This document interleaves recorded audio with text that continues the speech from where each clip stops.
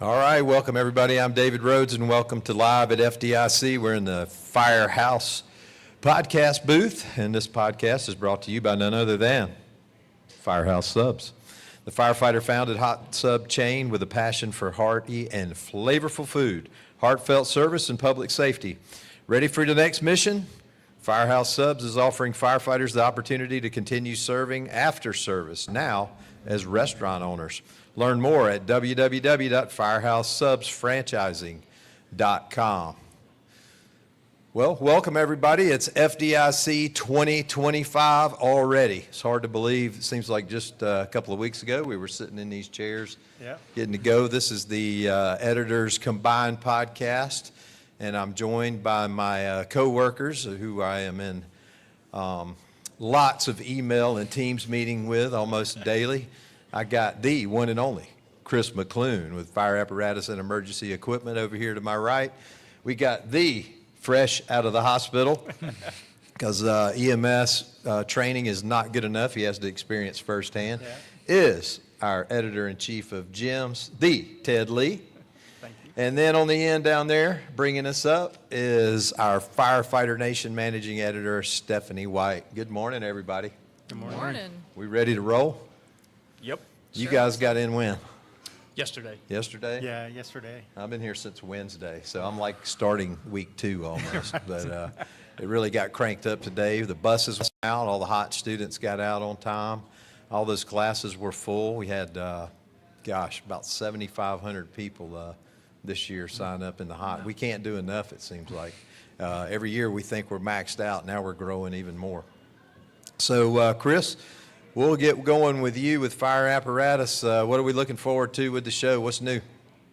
Well, let's see. I mean, I think for me, this year in particular, because we've seen the Next Gen Fire Tech Summit and the Next Gen Fire Tech experience that's happening over at Lucas Oil Stadium, I'm always interested in seeing the technology. But I think this year what's a little different is via the Fire Tech Next Gen Next Gen Fire Tech that's happening in Lucas Oil Stadium.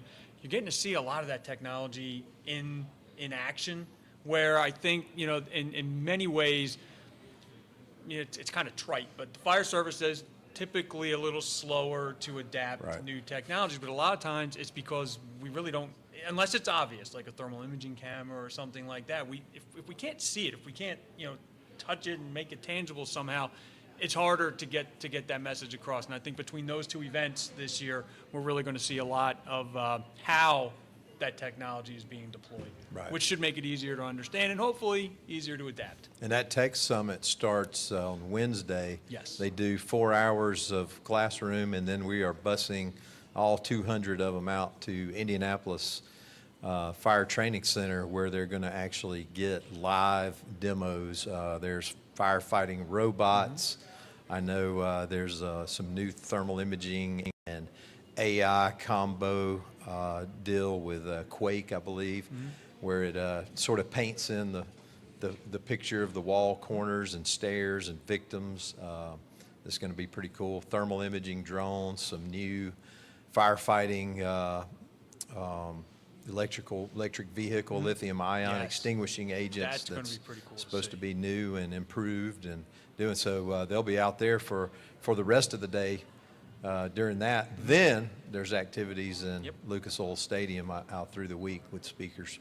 Now, besides that, of course, I'm here to see the fire trucks. And I was already out walking the floor last night. There's nobody to talk to about them, but I was getting my fire truck fix. Yeah, I saw him moving them in, and Tim Olk was out there making sure we got a shot of every single one of them coming in. We know about how many we have this year, or I'm not sure. I know what the biggies are, but you're just gonna have to wait and see and walk out there. But I do know who have the most, but I don't know the total number. Is there any secrets? Is there any secrets, like they bring any in drapes like they did a couple of years ago? I didn't see any drapes last night, so I don't think there's anything that new. I think right now, and I couldn't tell when I was out there, but one of the things we're learning a lot about right now, not learning a lot, but we're seeing a lot more of, is the stock rig purchases and stuff. So I'm interested to see how many of those more standardized rigs are out there. Like I said, last night it was so quiet. there was nobody to talk to, I'm so I'm hoping betting, to find out. I'm betting nothing leaves here that's not sold Yeah. All right, in this probably. day and time. Well, Ted, we got the GYMS conference going. We've got the GYMS group meeting over at the hotel. Right. They started today? No, Innovation Summit starts tomorrow, so Tuesday and Wednesday, all day, both days. The EMS leaders from across the nation are coming to talk about their innovations, what's going on. We have vendor briefings for that and roundtables to discuss, the hot topics of, what everybody's running into and how they're trying to overcome it. A lot of information sharing and kind of think tank stuff going on. So it's very exciting to be part of. And this is my third year here at FDIC, and GEMS at FDIC is growing every year. We have Impact EMS has 2 classes as a co-located group. We have our standard workshops, we have our standard classes. Best Practice Medicine brought in their mobile campus, 56-foot long trailer, double wide expansion. Outstanding. And they'll be the primary sponsor for the clinical competition. That's which will be in held- Lucas Oil, right? That'll be in Lucas Oil, yeah. And then we have the GEMS experience in Lucas Oil with Indianapolis EMS doing hands-on, as well as Yale New Haven doing hands-on stuff. So we've got a lot of stuff moving around throughout the entire week. So it's an exciting time. We got the cadaver lab back. That's always a popular one. Yep, Teleflex for Wednesday always packs out. There's never enough I mean, spots. how common is it for somebody to get the opportunity to do that? It's pretty rare, right? Well, the cadaver labs are becoming a little bit more common, but to tie it in with everything else that's going on, like the workshops with chest tubes, you usually don't tie those two together. Right. The workshop that we have with Impact EMS and Hamilton Venal, you usually don't have those two together. Right. So when you start tying these days together and be like, well, that is an excellent opportunity, and the day before I have another excellent opportunity, and the day after I have another, well, of course, I'm going to come for 3 days or 4 days, because it just makes a whole lot of sense versus, some of the regional conferences or the state conferences. They do a great job, but usually there's like one big thing that Right. kind of kicks that thing off. And we just happen to have It always something fills almost up. every day. Yeah, always fills up. Yep. And actually, they always have like stragglers come in and be like, hey, could you take one more? And you're like, Sure. Yeah, sure, we'll take one more type thing. It's good stuff. And I know all of the EMS classes are CAPC accredited, so Yes. you're getting credit for So you're those. getting credit for those. And then also, in addition to that, we're probably really close to about 50% of all of our classes, even in the fire side, are Right. CAPC approved as well. Yeah. So, every course that has the opportunity to have some type of patient interaction, we'll be looking at, and, CAPC is a wonderful partner with us, and, make sure that we're above board and, everything is in line with, yes, credit can be given to these things. We did it last year over in Lucas Oil, but now it's going to be in ICC buildings. We also have the Lunch and Learns, and the Lunch and Learns are CAPC. The GEMS clinical competition final will be Friday. That's CAPC accredited as well, and that's on the Lucas Oil floor. So, every day we have something that's advantageous for the medical community. And the Lunch and Learn has the famous doctor back, right? Yes, Dr. Paul Pepe and the Eagle, so the other medical directors that usually come in anyway, and they'll be doing roundtables. Each day is something different, a focus on medical, the next day is a focus on trauma, and then the last day is disaster medicine, group medicine like concerts, things like that, or pandemic stuff. So anything that's mass casualty type. Still any spots left in those? They are can first still come, first register? serve. You Right. can still register for that. I think we have capped there's a certain number of lunches available for the Lunch and Learn, but Right. you're always, You can still come in and you can still come in, you can still participate. Bring your own lunch or skip lunch, and then, go to Firehouse Subs later and there get you your go. Firehouse. Good plug. Good plug. All right, Stephanie. Stephanie has been working tirelessly. She is taken Firefighter Nation to a new level. About a little over a year ago, we decided to rebrand Firefighter Nation as a focus on health, wellness, everything from financial planning to relationships, behavioral health, cancer screenings, you name it. We have enough content to fill that up. So Stephanie has designed an entire program for this FDIC instead of her duties, in addition to her duties as managing editor over there with all the great content that's coming out on Firefighter Nation. You've got quite the show planned over there in LOS. Let's hope so.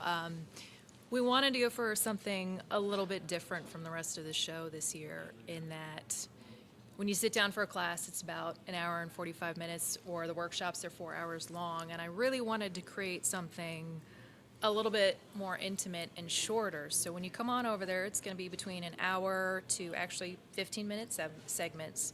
People can just grab a cup of coffee, sit down, be more interactive. It's going to be a lot of Q&A.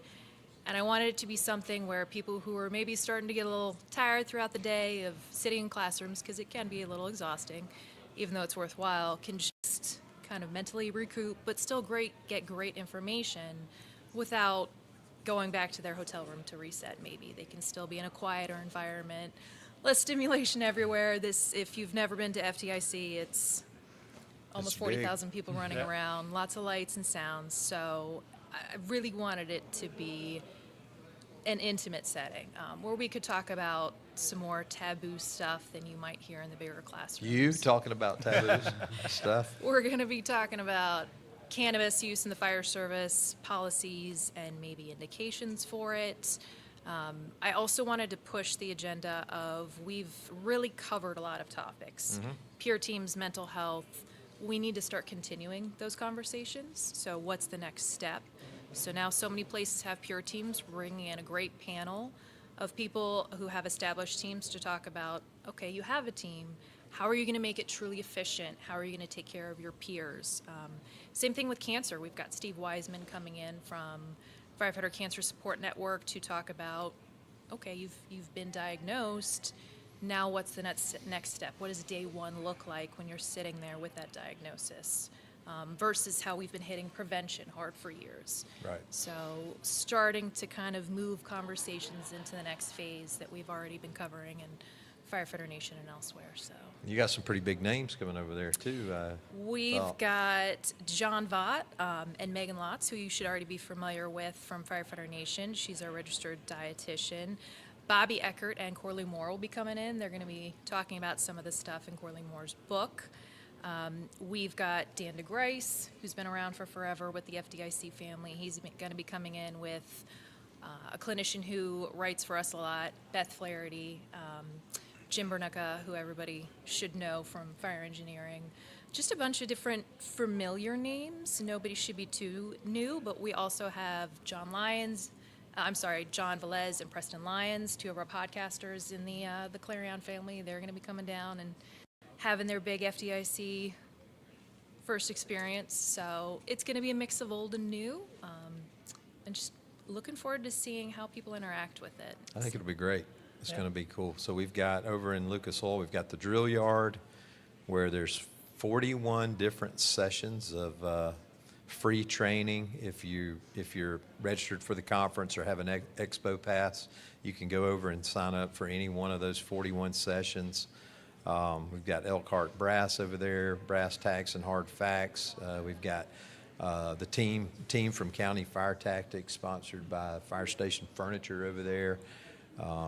East Coast Rescue, Woods Forcible Entry Doors. The list just goes on. But if you're coming just for the expo, don't think that we won't have some opportunities for you to train. They will be over there running nonstop Thursday through Saturday in the drill yard, and even more outside in the demo area. When we go outside, UL has currently got the South Street blocked off back there, building their water flow prop. They're going to be teamed up with Safe Fleet back there, doing water mapping and showing you how they do their research. And you can take a look inside the command vehicle and see all that. I mean, there's something for everybody for sure. That's the beauty of FDIC. It's like I always say, the entire fire industry comes to one place. And we were talking at dinner last night how many equipment improvements, policy enhancements, new product designs happen as a result of a conversation at dinner or at a bar and are sketched out on a napkin. We were sketching logos out last night for different stuff over in LOS, and it's just, that's the level of interaction you get between instructors, firefighters, officers, and exhibitors, engineers, salespeople. I mean, it's just, it's like a carnival almost atmosphere here. To stay on the health and wellness theme, we put in a new initiative this year, which was something that has kind of plagued us for a while, as we have so many students with hot, and they were having to take their gear back to their hotel rooms at night. And the ones that do live fire, obviously, there's no place for them to go clean their gear. So I had this crazy idea that somehow FDIC could store their gear and do like a concierge service and deliver it back at 4 o'clock in the morning on Tuesday morning. And we're talking, you know, over 1,000 sets of gear for our live fire students. And so the first group I went to and pitched the idea to was the Firefighter Cancer Support Network. And they were 100% on board. And we devised a plan where they had about 10 people that were going to manage this thing. We were going to provide the logistics for it. And then we found this company called Redline Mobile Gear Cleaning. And when they got wind of what we were doing, they were all in. And I have to hand it to the team. I was very nervous because you don't get a second chance to do it right. So we've been planning for at least 4 months. They said, trust me, we've got a system. And their company stepped up big time. They've got 6 or 7 mobile gear washing stations that are here. They have a gear repair truck that is here, and they brought in 70 people. Wow. 70 people to manage this, and they've been the live fire. If you're signed up for live fire, you got an email. They were out at the fit test yesterday signing up. They got color-coded gear tag bags. They know exactly where you're going in the morning. So it's going to be an interesting 4 o'clock in the morning out there on South Capitol Avenue, organizing 1,000 sets of gear. But they're going to have their crews working dang near 24 hours a day, making sure that that gear is clean so that they can take it home clean. And they also, last night, said, hey, we got more room. If the instructors want to get their gear cleaned, we can do that too. So it'll be interesting to see the final number, but it's one of those things. We talk about it and we recommend it, but here we are at the biggest fire conference and we had no solution for it. So this year we have a solution, and I dare say nobody's ever even attempted this at this scale. So we're trying to lead by example in that. Hopefully we can continue it, but thank you to Firefighter Cancer Support Network and Redline Mobile Gear Cleaning for stepping up and doing that. We did ask the students, it's free because it's totally sponsored, that for our generosity and kindness, if they would give a donation to the Firefighter Cancer Support Network, that we would appreciate that. And of course, can't be remiss if I didn't mention tragic loss of our friend Bill Guston, who was a mentor and friend to all of us and a huge FDIC personality. And I think he was as big a student as he was as an instructor.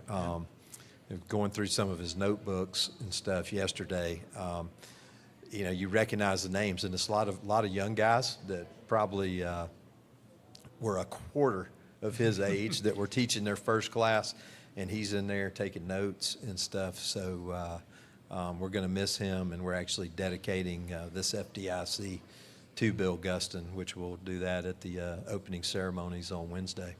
We got a full schedule. Hot today, hot again tomorrow. We've expanded hot all the way through Friday, so there were opportunities to get in on urban high-angle rescue, going to go on in the superstructure of Lucas Oil Stadium Thursday, Friday. We've got engine company classes, managing incident command simulations going on all week with Castros and Brush. And we've got mid-rise mayhem going on with that crew. That's a very popular class. And all these things just sold out like crazy. We had to add sessions. That's how many all-inclusive passes we sold this year. We added like 175 sessions 2 weeks ago, and I think we're down to about 50 left is all that's there. So there's something for everybody. If you're not here yet, we hope you're traveling safe and managing all the bad weather that's out there with the floods and all that. But we're ready to get this thing going. I'm excited. This is going to be, this is my third year. I feel more relaxed, definitely more than I was the first year. Second year was pretty good. We had some fun, but you don't want to miss opening ceremonies. We got Mike Champo, who is going to deliver the keynote, and then we have something that's on the down low, but all I can say right now is if you're at opening ceremonies, you're going to see something that is very big. In fact, it's huge. Huge. So make sure you see that. And on behalf of my teammates here at Fire Engineering, Fire Apparatus Gyms, and Firefighter Nation, I'm David Rhodes, and thanks for being live at FDIC, the Firehouse Subs podcast booth.